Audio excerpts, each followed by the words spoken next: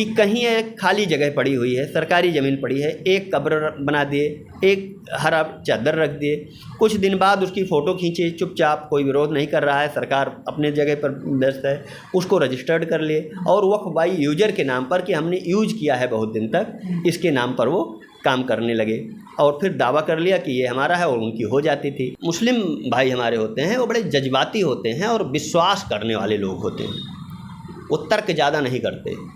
आम मुस्लिम ना तर्क करता है और ना संदेह करता है, दोनों बातें नहीं करता। वो अपने नेताओं पर, अपने उस पर बड़ा ट्रस्ट करता है।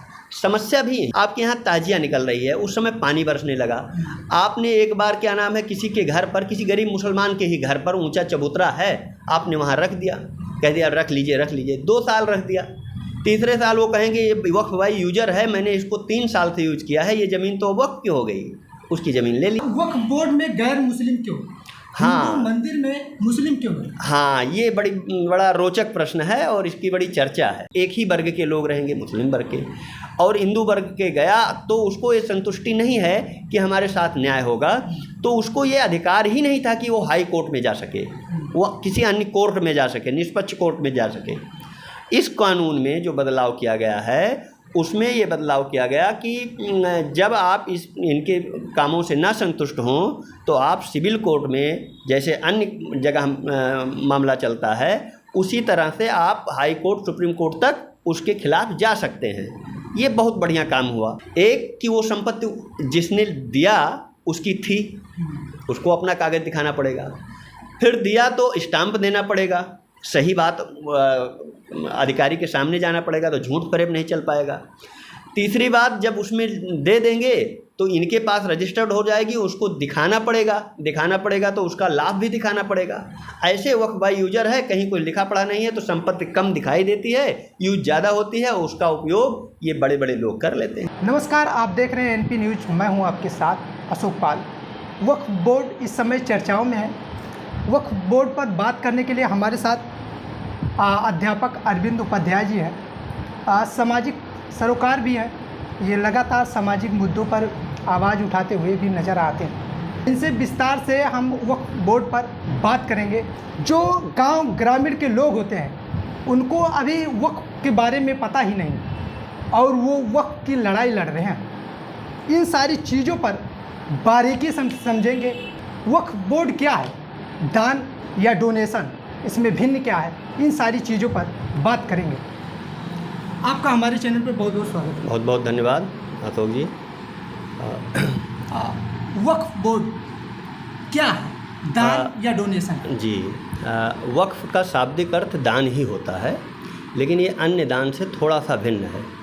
जैसे दान में क्या होता है कि जब कोई व्यक्ति किसी को दान दे देता है तो जिसको वो दान देता है वो भी स्वतंत्र होता है कि उस दान की हुई वस्तु को किसी और को भी दे दे। लेकिन वक्फ में क्या होता है कि वो अगर दान दे दिया तो वो फिर कथित तौर पर अल्लाह के नाम पर हो जाती है और वो फिर ट्रांसफरेबल नहीं होती है। ये मुख्य बात है। और इसका तरीका क्या है? तरीका ये है कि कोई भी वस्तु दान तब दी जा सकती है जब वो उसकी हो। ऐसा नहीं है कि किसी और की वस्तु को हम दान कर दें। तो आपको कागज़ उसके होने चाहिए कि ये आपका है। किसी और की ज़मीन, कोई सरकारी ज़मीन, कोई अन्य चीज़ वक्फ में नहीं हो सकती है। पहली बार जब वक्फ हुआ तो मोहम्मद साहब जी के ज़माने में एक व्यक्ति आया, उसके 2 लड़कियां थीं।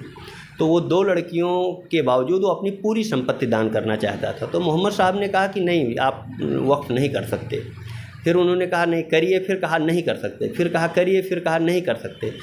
तो उन्होंने कहा मैं 1/3 करना चाहता हूँ। तो उन्होंने कहा हाँ तब कर सकते हैं, यानी अपने परिवार का हित करके, हित को सुरक्षित करके तब आप वक्फ कर सकते हैं। तो ऐसी घटना हुई तो 1/3 किया जा सकता है। ये वक्फ का ये है। और डोनेशन से ये भिन्न है क्योंकि ये फिर रिवर्स नहीं हो सकती। वक्फ बोर्ड का तरीका क्या है, कैसे संपत्ति उसको वक्फ बोर्ड कर सकते हैं और कितनी? हाँ, तो ये अभी मैंने बताया आपको कि तरीका ये कि पहली बात वो आपकी होनी चाहिए, जो देने वाला है निर्विवाद होनी चाहिए, कोई विवाद नहीं होनी चाहिए उसमें। फिर 1/3 उतना होना चाहिए और लिखित में होना चाहिए। ये शुरू से इसके बात रही है और पुराने कानून में यही भिन्नता थी कि वक्फ बाय यूजर कर देते थे कि हम यूज कर रहे हैं और किसी ने दिया या नहीं दिया, उसका कोई कागज़ है या नहीं है, फिर भी वो मान लिया जाता था। तो इसी कानून को ख़त्म किया गया है। तो वो रजिस्टर्ड होनी चाहिए, लिखे पढ़ी होनी चाहिए और देश काल के कानूनों के मुताबिक होनी चाहिए। जी। वक्फ बोर्ड में गैर मुस्लिम क्यों? हाँ, हिंदू मंदिर में मुस्लिम क्यों? हाँ, ये बड़ा रोचक प्रश्न है और इसकी बड़ी चर्चा है। देखिए, पहले बात ये देखिए कि वक्फ बोर्ड की ताकत क्या है और हिंदू बोर्ड की संरचना क्या है।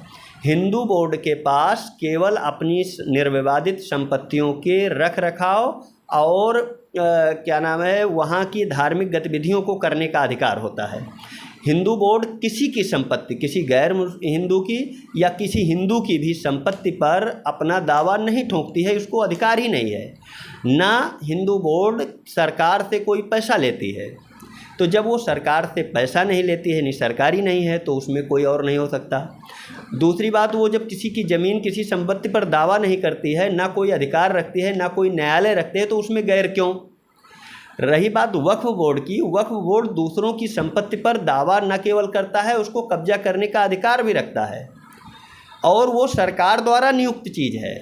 तो सरकार द्वारा कोई भी चीज़ नियुक्त है तो उस पर सरकार के नियम लगने चाहिए, भारत के धर्मनिरपेक्ष सिद्धांतों के अनुसार नियम लगने चाहिए। और जब उससे हिंदू प्रभावित होता है, उससे जैन प्रभावित होता है, उससे अन्य कोई भी प्रभावित होता है, तो जब हम उससे प्रभावित हो रहे हैं, उसमें हमारा नुकसान या फ़ायदा निहित है, तो हम उसके डिसीजन मेकिंग बॉडी में क्यों ना हों।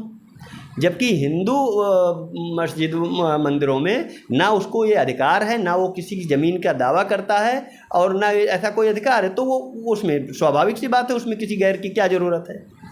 तो ये जो तुलना कर रहे हैं, ये बहुत गलत तुलना कर रहे हैं, क्योंकि वो अधिकार है ही नहीं, वो किसी की ज़मीन नहीं लेने जाता, आज तक कभी नहीं लिया। और अगर कोई विवाद हुआ तो वो सिविल कोर्ट में जाते हैं, जैसे आम लोग जाते हैं, ना कि ट्रिब्यूनल में जाते हैं। तो इसलिए इसमें हिंदू या अन्य वर्ग के लोगों का होना संविधान सम्मत भी है, आवश्यक भी है, नैतिक भी है, हर दृष्टि से सही है। और उसमें चूँकि वो नितांत निजी मामला है धर्म का, जैसे कि उनके मस्जिद में कोई बोर्ड हो और वो कब नमाज करानी है, कब क्या नाम है, कोई कार्यक्रम कराना है, ये उनका निर्णय है, उसमें किसी हिंदू को कोई ज़रूरत नहीं है। लेकिन प्रॉपर्टी के मामला ये धर्म का मामला नहीं है, ज़मीन का मामला ये धर्म का मामला नहीं है। ये जब जो प्रभावित होते हैं उन सब का भी प्रतिनिधित्व होना ही चाहिए। ट्रिब्यूनल में क्या नियम है और इसमें क्या कुछ बदलाव किए? अब आप एक चीज़ और बड़ी बढ़िया जानिए कि कैसे ये करते थे। ज़मीन पर अपने रजिस्टर पर सर्वे भी यही करते थे। वक्फ बोर्ड के लोग गए, उन्होंने सर्वे किया और कहा कि ये ज़मीन हमारी है। सर्वे कर लिया, रजिस्टर में चढ़ा लिया। अब नोटिस आई कुछ दिन बाद उस आदमी के पास, उसने कहा कि ये तो मेरी ज़मीन है। तो उस आदमी को ये सिद्ध करना होता था कि वो मेरी ज़मीन है, जबकि नियम पूरे भारत के संपत्ति के मामले में है कि जो दावा करता है कि मेरा है उसे कागज़ दिखाने होते हैं। लेकिन यहाँ पे क्या था कि उन्होंने कह दिया कि ये मेरा है, तो अब आप जाके लाइए कि आपने ये फ्रिज कहाँ से लाया, मान लिया एक फ्रिज रखी हुई है या कुर्सी रखी हुई है, ये आपने कह दिया मेरा है, तो अब मैं जाऊँ कागज़ ढूंढूँ, जबकि मेरे घर में है, मेरे कब्जे में है, तो कागज़ आपको ढूंढना चाहिए था कि लेकर आए कि ये चोरी आपने की है। ये वक्फ बोर्ड कह दे तो मेरा सामान है, तो उसको हमें खोजना पड़ेगा कागज़, ना कि हाँ, उसको नहीं खोजना पहले। अब क्या है, अगर वो दावा करते हैं तो मेरे घर में मेरा सामान रखा हुआ है, वो दावा करते हैं तो वो रसीद लाएं, वो उसका नंबर लाएं, पुलिस लाएं, सिस्टम से आएँ और वो लेके जाएं। हमारा अगर तय होता है, ये सबके लिए नियम है जो भारतवर्ष में ये नियम था। दूसरा, अगर इस नियम से आपको आपत्ति है तो क्या करना होता है। अगर इस चीज़ से आपत्ति है तो हम लोग थाने पे जाते हैं, पुलिस में जाते हैं, सिविल कोर्ट में ज़मीन के मामले में जाते हैं, SDM के यहाँ।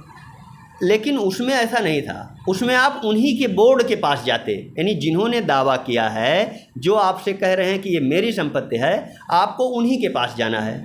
उन्होंने आपके विपक्ष में फैसला दे दिया तो ट्रिब्यूनल में जाना है, वहाँ भी विपक्ष में आपके और उसमें भी केवल और केवल वही लोग रहेंगे जिन्होंने दावा किया है, और केवल एक ही वर्ग के लोग रहेंगे, मुस्लिम वर्ग के। और हिंदू वर्ग के गया तो उसको ये संतुष्टि नहीं है कि हमारे साथ न्याय होगा, तो उसको ये अधिकार ही नहीं था कि वो हाई कोर्ट में जा सके, वो किसी अन्य कोर्ट में जा सके, निष्पक्ष कोर्ट में जा सके। इस कानून में जो बदलाव किया गया है उसमें ये बदलाव किया गया कि जब आप इनके कामों से ना संतुष्ट हों तो आप सिविल कोर्ट में जैसे अन्य जगह मामला चलता है उसी तरह से आप हाई कोर्ट सुप्रीम कोर्ट तक उसके खिलाफ जा सकते हैं। ये बहुत बढ़िया काम हुआ, नहीं तो आप जा ही नहीं सकते थे। उन्होंने कह दिया तो आप कहीं सुप्रीम कोर्ट भी नहीं जा सकते थे सिविल मामलों को लेकर।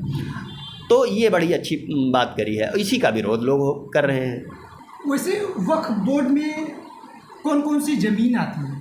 हाँ, अब आपको बताएं, होना तो ये चाहिए कि बेसिक सिद्धांत कि वक्फ बोर्ड में जितनी भी ज़मीन दी जाए उसका मस्जिद, ईदगाह, कब्रिस्तान और इसके अलावा जो ज़मीन किसी ने वक्फ की है अच्छी जगह पर, तो उसका उपयोग हो, उसकी जो आमदनी हो वो यतीमों, गरीबों, विधवाओं इनके काम के लिए किया जाए, ये काम होता है। लेकिन अक्सर किया जाता था कि कहीं एक खाली जगह पड़ी हुई है, सरकारी ज़मीन पड़ी है, एक कब्र बना दिए, एक हरा चादर रख दिए, कुछ दिन बाद उसकी फ़ोटो खींचे चुपचाप, कोई विरोध नहीं कर रहा है, सरकार अपने जगह पर व्यस्त है, उसको रजिस्टर्ड कर लिए और वक्फ बाई यूजर के नाम पर कि हमने यूज किया है बहुत दिन तक, इसके नाम पर वो काम करने लगे और फिर दावा कर लिया कि ये हमारा है और उनकी हो जाती थी। सरकार ने इस मामले में नियम कर दिया कि कोई सरकारी ज़मीन कभी भी वक्फ नहीं हो सकती, वो कोई नहीं ले सकता। क्या वक्फ की नहीं, कोई भी नहीं ले सकता। मंदिर, मस्जिद या हम मान लिया कितने दिन से भी कब्जा किए हैं,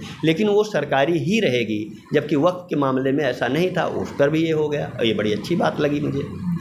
भाई सरकारी ज़मीन तो आम जनता के लिए है, वो किसी एक वर्ग के लिए तो है नहीं। मैं बचपन से ही मिली जुली आबादी में और हमारे तमाम मित्र हिंदू मुस्लिम सब हैं, अच्छे अच्छे आलिम व्यक्ति से भी हमारी चर्चा होती है। इस्लाम को जितना मैं समझ सका हूँ यहाँ के लोगों में, जो मुस्लिम भाई हमारे होते हैं वो बड़े जज्बाती होते हैं और विश्वास करने वाले लोग होते हैं, वो तर्क ज़्यादा नहीं करते। आम मुस्लिम ना तर्क करता है और ना संदेह करता है, दोनों बातें नहीं करता। वो अपने नेताओं पर, अपने उस पर बड़ा ट्रस्ट करता है। समस्या भी यही है, वो अपने ऊपर के कुछ लोगों के द्वारा इतना भ्रमित किया जाता है कि उसको कुछ और दिखाया जाता है और किया कुछ और जाता है, तो ये अपना नुकसान करा लेते हैं इसके चक्कर में। मैं आपको बताऊं, मेरी 14 बीघे की ज़मीन थी, बाग। 2011 में उसको वक्फ पर चढ़वाने की कोशिश की गई, कब्जा किया गया। कुछ 4-5 लोगों ने उस पर लीड किया, सबको बरगलाया और सब ने किया। यद्यपि उन्होंने हमारे बाबा से वक्फ करवाई, लेकिन 1987 में करवाया और मेरे बाबा कागज़ में, और मेरे बाबा एक्सपायर हो चुके थे 79 में ही, यानी 8 साल बाद कराया, उनकी मृत्यु के 8 साल बाद। तो पकड़ गई बात। हुआ क्या, उसमें तमाम द्वंद्व हुआ। तो सभी गरीब लोगों के, जो गरीब के चंदे उन लोगों ने खाए, स्कूल एक चलता था उसके लाखों चंदे खाए, अंत में नुकसान उन्हीं बेचारों का हुआ। और सांप्रदायिकता बढ़ी, कटुता बढ़ी, वो अलग। तो ये कानून जब न्याय पर रहेगा तो उनको बहुत लाभ मिलेगा और उसका जो यूज होगा वो भी लाभ मिलेगा, ऐसा मेरा मानना है। मैं गलत भी हो सकता हूँ, मैं किसी पर टिप्पणी नहीं करना चाह रहा हूँ, लेकिन ऐसा मेरा मानना है। तो कुल मिला के वक्फ बोर्ड पर जो ये कानून आया है वो बहुत संविधान सम्मत मुझे नज़र आ रहा है, सबके अधिकारों की रक्षा है और इसमें कहीं कोई द्वंद्व है नहीं, मुझे लग नहीं रहा है। वक्फ की संपत्ति के नियमानुसार रजिस्ट्री को दाखिल खारिज क्यों ना हो? हाँ, देखिए, कोई भी संपत्ति आपके पास कैसे आ सकती है? 3 कारण हो सकते हैं। एक, आप खरीदेंगे तब आपके पास आएगी। एक, आपके माता पिता के पास वो ज़मीन है, उनके ना रहने पर पाका 11 के तहत आपकी वरासत हो जाता है, एक ये होता है। तीसरा एक बात है कि आपको कोई दान कर दे। इसके अलावा तीसरा कोई संपत्ति अर्जित करने का कोई माध्यम नहीं है। ज़मीन जायदाद, ये 3 माध्यम होते हैं। तो जब हम बैनामा लेते हैं तो भी दाखिल खारिज कराना पड़ता है। जो हम माता पिता के द्वारा पाका 11 होता है तो भी दाखिल खारिज की प्रक्रिया है।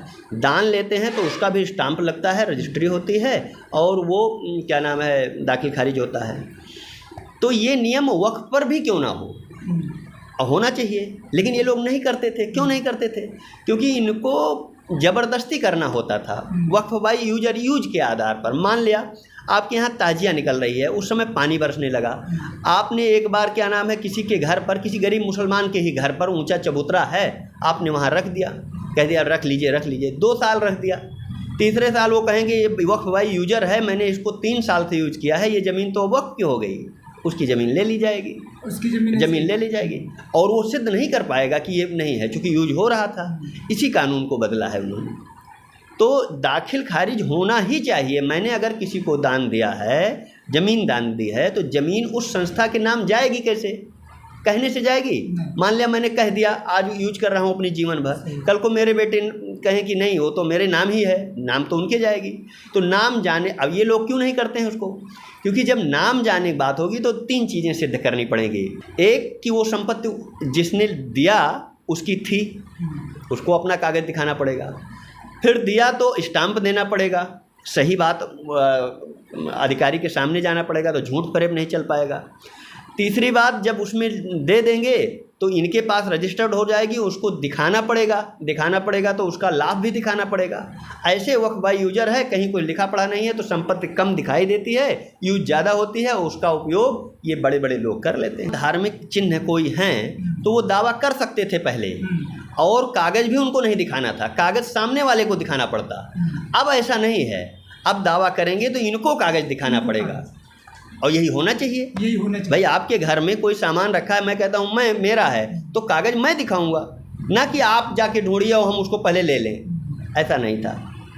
तो और बहुत बारीक बातें हैं, संवैधानिक बातें भी हैं, लेकिन मोटी मोटी बात यह है कि रजिस्ट्री होनी चाहिए, पारदर्शिता होनी चाहिए, और अन्य वर्ग के व्यक्ति का चूँकि ज़मीन ले सकते थे और लेते थे, तो इसलिए उनको भी उस मामले उसमें जो लोग इस पर विरोध कर रहे हैं उनके बारे में क्या कुछ? देखिए, या तो वो जज्बाती हैं या कुछ कम जान पा रहे हैं या भरमाए गए हैं।